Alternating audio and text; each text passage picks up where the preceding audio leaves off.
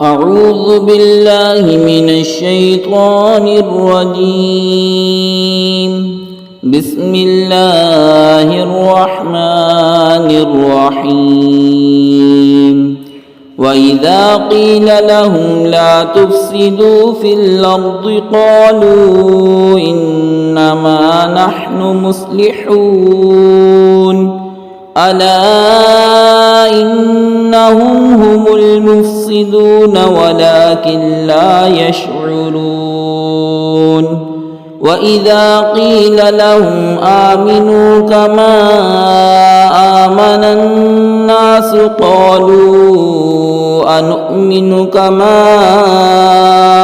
آمن السفهاء ألا إنهم هم السفهاء ولكن لا يعلمون।